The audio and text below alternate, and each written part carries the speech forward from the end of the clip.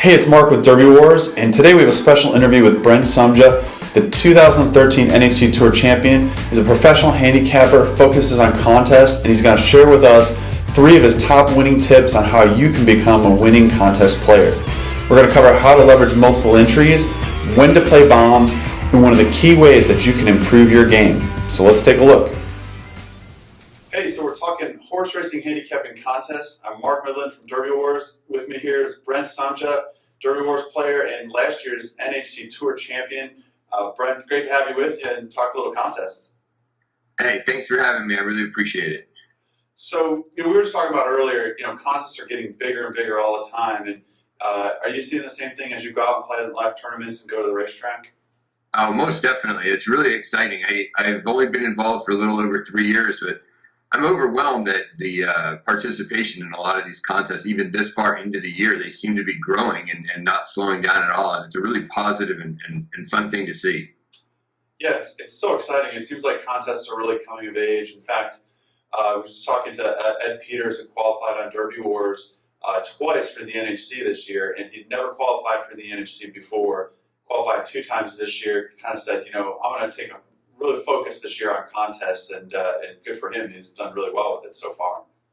I have seen a lot of names, not only, going for a second one, but I'm seeing a lot of names that aren't familiar to me, which that's what's really exciting about it. Is usually it's the same players, and you constantly know who you're in against, but I'm seeing, leaderboards with different names on it. You don't always see the same names up there anymore, and that's a telltale sign that there are a lot of people getting involved and a lot of people who know what they're doing. Yeah, it's fantastic. I mean, contests are such a great way for people to get involved in the game. Now, you were saying that you went out and played in a tournament in Vegas at the Wynn, and pretty good attendance out there?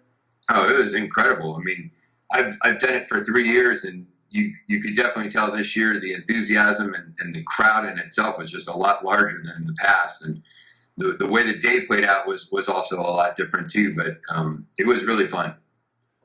Cool. Well, we got a big tournament ourselves coming up with the $100,000 game coming up on Labor Day weekend, and notice you've already got 2 entries on that. So, are you getting fired up and thinking about the $100K? Ooh, definitely, and that to me is exciting when we're talking about a $100,000 event online. Again, I've only been doing it 3 years. I never would have thought that I would see that this fast. 25,000. The 10,000s were not that long ago when they first came, and now you're talking about $100,000 with $50,000 for the winner. I mean, that's year changing for anyone who's doing this, and that's from your living room at home, and it's amazing. It's really exciting. For those of you that don't know, we talked about it earlier in the segment. Brent's a former trainer, very successful in Northern California circuit, and now you switched how many years ago to be a professional handicapper? It's incredible. Someone told me my last start was 2006, so it's been 8 years, and I can't believe it's that long ago, but it's been that long. Pretty cool. And so you've been doing contests for 3 years, and how did you get into contests? Giorgio down at Hollywood Park, he was the marketing director before they closed. He just said to me one day, "You should try contests." And I literally looked at him after, 15 years on the backside and 25, 30 years doing, handicapping horses. And I said to him, what are contests? I don't even know what you're talking about. He sent me a link to a few of the sites and to which ones to play. And I got on NHC, qualify that day. And I fell in love with it immediately. It's something it's a passion that I now have that every week, that's what I'm looking forward to, the weekend tournaments. And now with DerbyWars, it's a 5 or 6 day a week thing for me, when before it was really only a day or 2 on the weekend. It's become something that I can do every day now. That's awesome.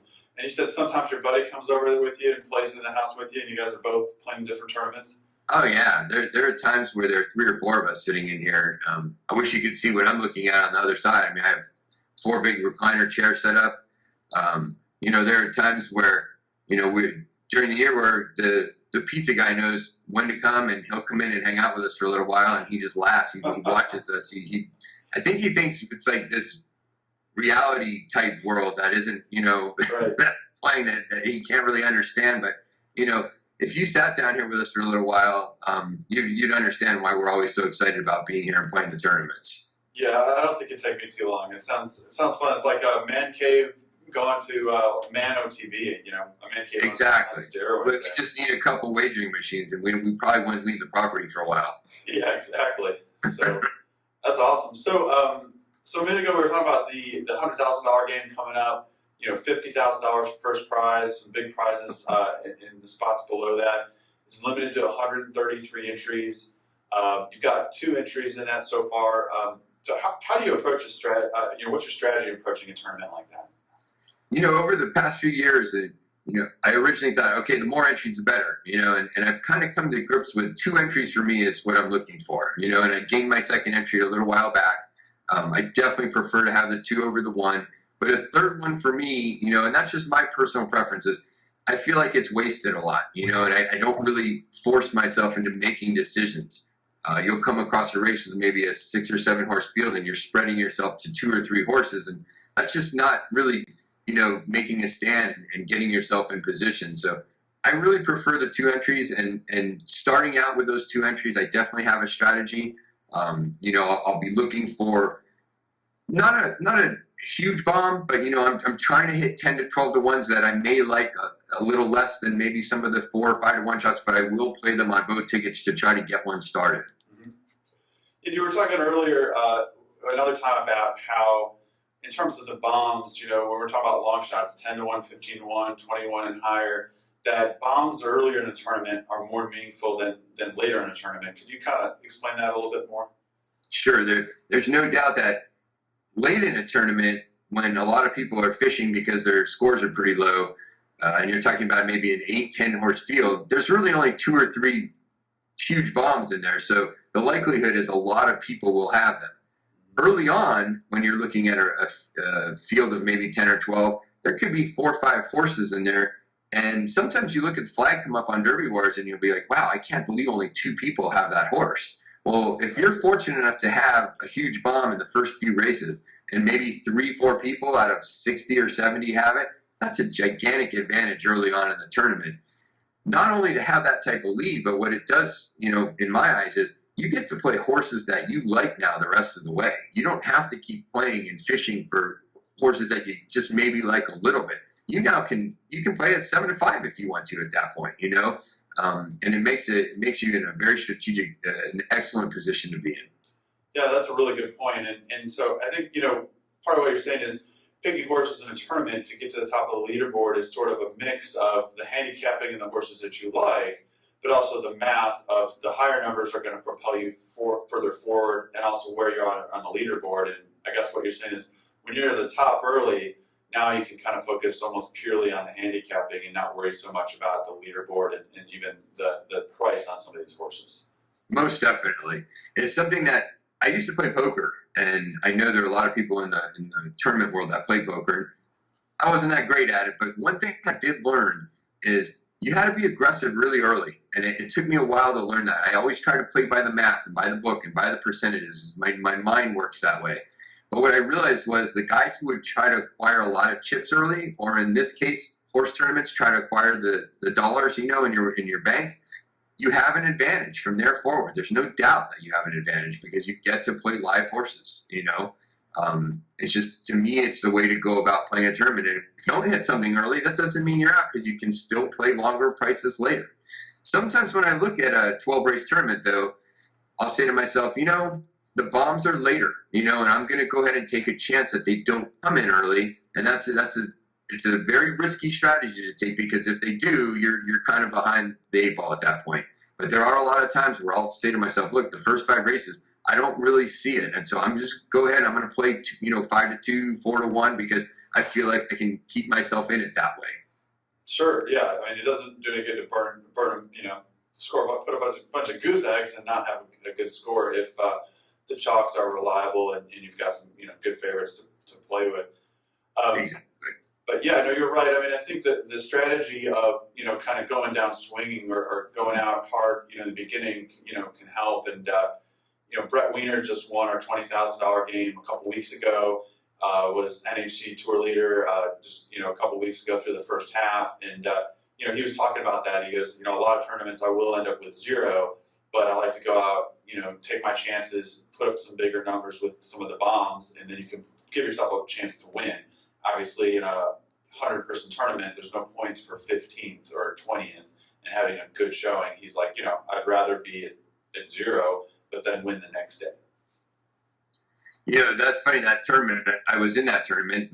I kept seeing it hit these horses, and usually when I see people hit that horses, I have an unfair opinion of it, like, they're just throwing darts and they got lucky. But Brent's a really good player, so I really went and took a look at those horses that he had. And I was kind of disappointed in myself because I saw why you could pick those horses. Sometimes when you catch these 30, 40 to 1 shots, you're like, no way, that's not handicapping. They're just trying to catch something early. Those 2 particular horses, I just remember one in particular was a Hendricks second time out at Del Mar. And the horse was like 5-2 his first time out, and he'd been off for a little while. He had showed speed in there. There were a lot of first time starters. And there was a very good chance at, I believe, 37 to 1, something like that this horse may be on the lead. And I missed it. I just flat out missed it. But it was Brett having that horse that made me go back and say to myself, I know the guy's a good handicapper. He must have seen something that I missed. And there was another horse, I believe it was a claim off of Peter Miller.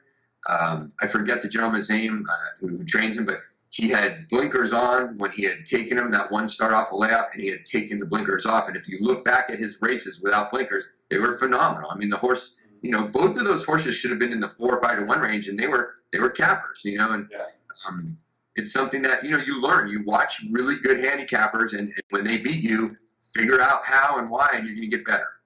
No, that's a really good point. And that was a really tough tournament day. I remember that with, 2 essentially 30 to 1s back to back. Kind of, midway through the tournament, just kind of blew it open. And, for anybody that didn't have either of those horses, you're kind of on the outside at that point. And if you're missing both, you're done. If you have one, you're okay. But if you're missing both of them at that point, you're pretty much done. Yeah, definitely. But I like what you said. Is that's such the sign of a good handicapper is, I like to do that too. Is when you miss, is go back and say, okay, why did this horse win? What did I miss? And I agree with you. I mean, more times than not, there's a reason for it. There's a reason, like you said, that the horse got on the lead or he was bet first time out. So there was some signs of promise there that didn't show the first time. Lo and behold, they show the second time. And, we all miss that when we're handicapping from time to time, but it's important to keep your edges, to go back and look and see what you missed. And that's how you get better. I used to always kind of joke with my buddies is when we would walk out of the track when I was growing up at Arlington, and everybody would throw their forms away, and we always kept ours because we would go back and see why things happened a certain way, and we thought, okay, well, these are all the guys that we're going to beat next time because they're not brushing up on it. It's so important, and there's always going to be somebody that's studying more than you, taking trip notes, and you can't do everything, but it is important to go back and see why you missed something. I definitely agree with that because this year, I've been spending a lot of time with my mom, teaching her a lot about handicapping as much as I possibly can. And I think one of the reasons that we've had a lot of success is one of the biggest things is reviewing afterwards. We just take a day and go through the entire weekend, every pick, everything we did. Not only that we did, but that other players did. The winning players. Why? At this point, and not just the handicapping, but that point of the strategy at that time when they went for a horse like that. I know a lot of the tournament players out there, the really good ones, I like to try to watch what they're doing. I want to learn not only from the handicapping, but I want to learn from the strategy of the races. And that's something my mom and I have been doing, Monday, Tuesday, Wednesday, 2 of those days we'll sit and we'll take time to just review everything because that's how you get better, not only from what you did well, but what you did poorly, which horses ran and didn't run and what other people did well and what other people did poorly. And it's a really good way to advance yourself in this game. Oh, that's totally true. And we talked about before, I mean, even on DerbyWars and like little, 5-person, 10-person games or the bigger games, you can look at what the other players are doing and kind of learn from their strategy, and it helps you become a better, not only handicapper, but better tournament player. Hope that was helpful. Stay tuned for the second half where Brent has more tips, including late game strategies and how to play when you're at the top of the leaderboard with 1 or 2 races to go. Is that the West at Del Mar? Because I gotta get down here.